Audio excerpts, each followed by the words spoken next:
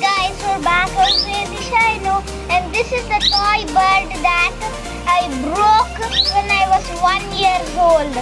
So and I put a new speaker. Only the speaker broke, so I replaced the speaker. Can you see that small speaker through there? You can see some soldering lead. That means I soldered it. Some big clumps of solder lead.